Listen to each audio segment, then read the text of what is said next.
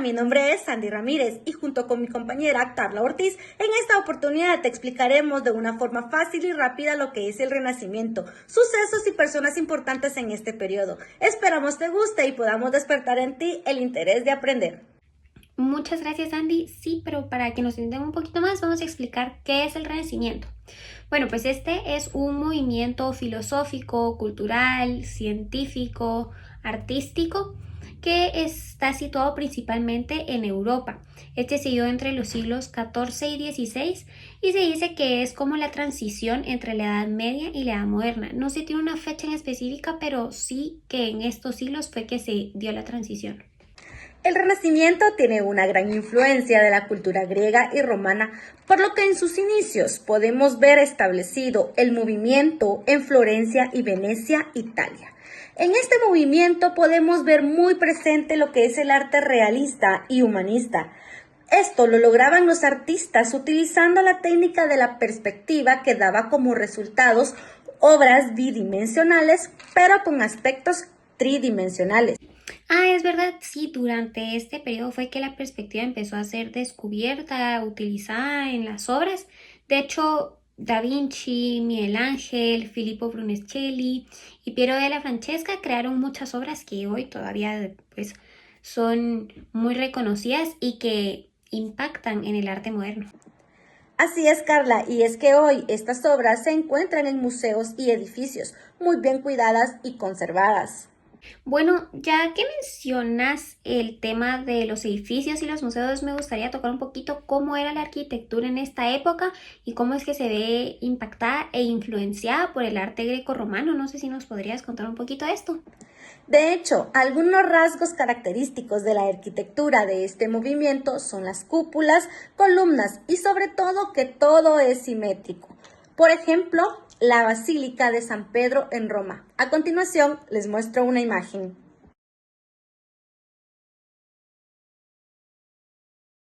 Wow, todos los rincones están llenos de arte ahí, en las columnas, en las paredes y en el interior, repletísimo de arte, ¿verdad? Y es que el arte renacentista se ve muy reflejado en la arquitectura, en la pintura y también en la literatura. Hay escritores los cuales son muy famosos. Sí, sí, Shakespeare es de esta época, ¿no? Sí, artistas como Dante Alighieri y William Shakespeare revolucionaron la literatura, interesándose en las lenguas vernáculas, el dramatismo y la poesía. Es verdad, y es que el arte en esta época estaba como que bastante influenciado por el humanismo, ¿verdad? Que era como que una corriente de pensamiento en el que se buscaba que el hombre pues reflexionara sobre sí mismo, sobre sus capacidades, la filosofía, sus conocimientos y el progreso a través del tiempo, ¿verdad? Sí, justamente de esto se trata el humanismo. También de impulsar ideas sobre cómo podemos mejorar y controlar nuestro destino a través de la constante mejora, bastante interesante la verdad. Es que el Renacimiento sí trajo muchos aportes a la sociedad moderna, ¿verdad? De hecho, un tema que es muy relevante para nosotras que estudiamos periodismo es la invención de la imprenta, que justo fue por esta época. Es cierto, es que durante 1440 Gutenberg pues inventó la imprenta y gracias a los inventores, los investigadores, los literatos tuvieron gran facilidad para poder compartir y divulgar sus obras, sus inventos y sus aportes a la sociedad. Como por ejemplo Galileo Galilei, quien utilizando el telescopio realizó observaciones que cimentaron la revolución científica, desafiando las ideas tradicionales de la astronomía. Las publicó y a raíz de esto fue castigado por la Iglesia. Como Leonardo da Vinci, que de hecho aparte de ser pintor, era también inventor e ingeniero y gracias a que él pues plasmó varios de sus descubrimientos y aportes en libros de ciencia, pues provocó un gran avance en la medicina moderna. El Renacimiento fue un periodo de muchos cambios sociopolíticos y culturales. Esto lo podemos ver reflejado en el arte de esta época. Así es que de hecho, pues por la imprenta de Gutenberg, muchas más personas lograron tener mayor acceso a la alfabetización, a la culturalización y también pues a la educación y a la lectura.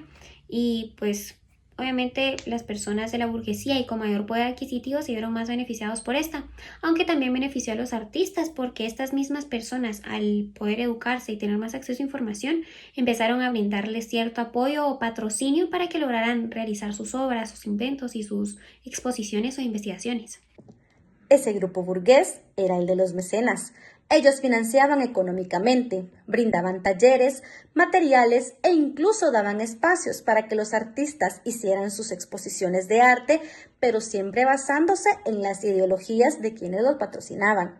Por ejemplo, estaba la iglesia, que obviamente quería arte religioso, los nobles y los ricos, que solo querían demostrar que tenían dinero y poder, y el Estado, que solo buscaba riquezas por medio del turismo. Sí, es verdad, muchos pues lo hacían únicamente para demostrar su poder, pero muchos otros también se interesaban realmente por el arte y les daban libertad creativa a los artistas y también permitían que realizaran colaboraciones con otros para así que compartieran técnicas y nuevas ideas. La religión siempre ha estado muy presente en el arte de todas las épocas.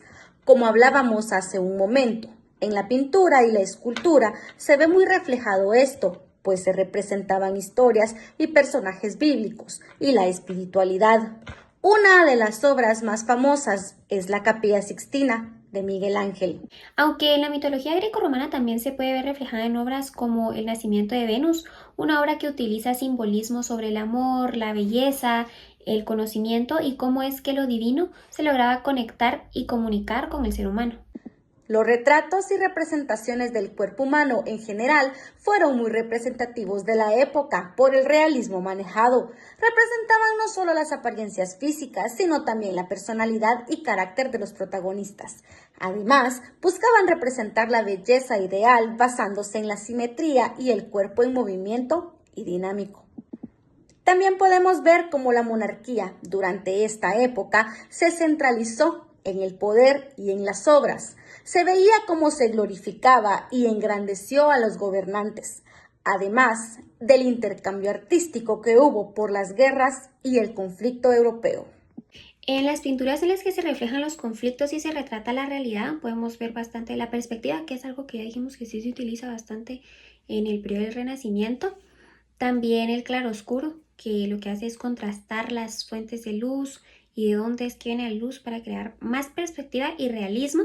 El fumato, que consiste en difuminar muy bien los colores, igual para siempre lo que buscaban era crear realismo y naturaleza de los rasgos. Y una persona que lo usaba bastante era Da Vinci. En su obra La Mona Lisa lo podemos ver bastante. Aparte de estas técnicas, también se utilizaba bastante el modelo para que con varias capas de pintura se lograra un mayor realismo en la escultura. Todas estas técnicas y otras renacentistas han ido evolucionando y siguen estando presentes hasta la actualidad. ¿Sabes, Carla? Te voy a contar un poco más sobre Filippo Brunelleschi. Sí, me parece muy bien. Luego que tú termines, yo te voy a contar un poquito sobre Piero della Francesca, que la verdad es que los dos son artistas muy impresionantes. Filippo Brunelleschi fue uno de los arquitectos e ingenieros más importantes del Renacimiento italiano, y su influencia en el arte, la arquitectura y la ingeniería civil dejó una huella profunda en la historia. Nacido en Florencia, Italia, en 1377, Brunelleschi es mejor conocido por su innovadora cúpula de la Catedral de Santa María de Fiore, en Florencia, una obra maestra de la ingeniería y la arquitectura renacentista, que todavía hoy es admirada por su grandeza y complejidad técnica. Brunelleschi nació en una familia acomodada de Florencia. Su padre, Brunellesco de Lipo, era notario, lo que le permitió a Filippo recibir una educación humanista temprana, aunque sus intereses iniciales no se dirigieron hacia la arquitectura. En sus primeros años, Brunelleschi fue aprendiz de un orfebre y escultor, una formación común en la época para quienes más tarde se dedicarían al arte y la arquitectura. En el taller de orfebrería, aprendió técnicas de trabajo en materiales como joyería, talla y escultura, habilidades que eventualmente aplicaría a sus proyectos arquitectónicos. A pesar de sus éxitos como escultor, Brunelleschi no logró ganar un concurso en 1401 para diseñar las puertas de bronce del Baptisterio de Florencia, quedando en segundo lugar detrás de Lorenzo Ghiberti. Esta derrota lo empujó a alejarse de la escultura y a enfocarse en la arquitectura, donde dejaría un legado mucho más profundo. Tras su derrota en el concurso de las puertas del Bapisterio, Brunelleschi viajó a Roma con su amigo Donatello, donde ambos se sumergieron en el estudio de las ruinas de la antigua Roma. Este periodo fue crucial en su formación como arquitecto, ya que Brunelleschi se dedicó al estudio de la arquitectura clásica romana, que tuvo una influencia decisiva en su estilo.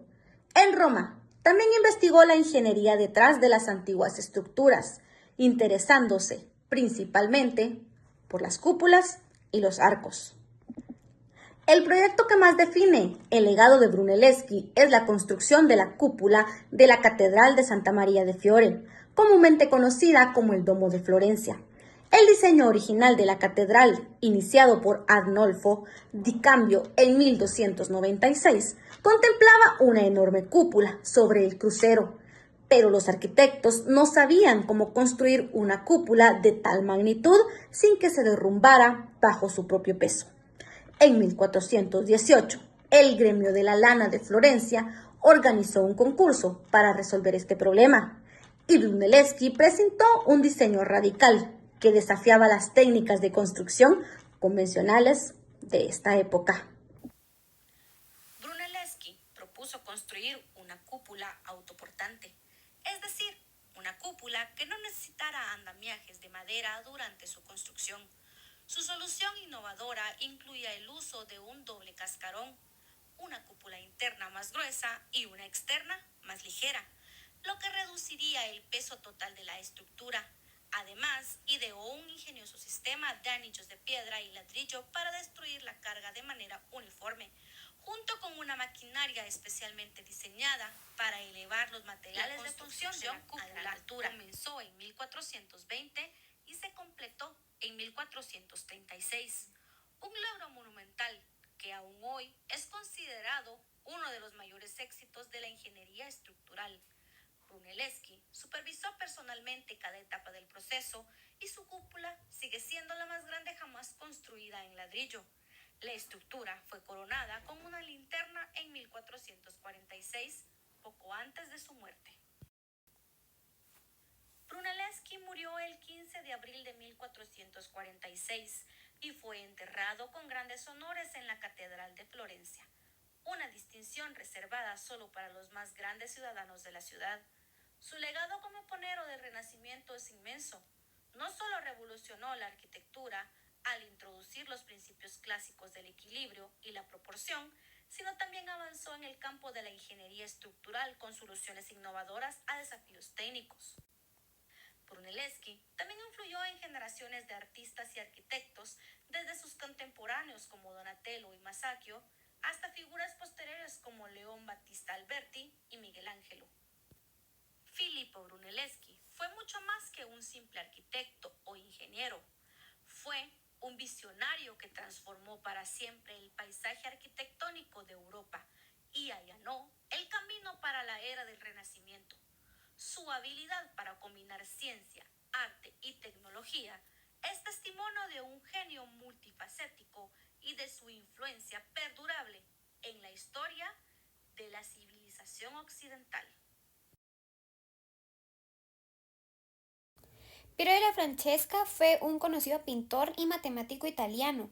No se tiene un año exacto de su nacimiento, pero se dice que fue entre 1412 y 1417 en la ciudad de San Sepolcro y falleció en 1492 en esta misma ciudad. Estudió matemáticas para dedicarse a los negocios y al comercio, cosa que hacía su papá, pero en realidad a él se le conoce más por ser un pintor renacentista y porque sus pinturas son muy simétricas y realistas. Entonces mezcla el arte con las matemáticas y él decía que el mundo existía solo en cuanto estaba definido por medio de proporciones matemáticas.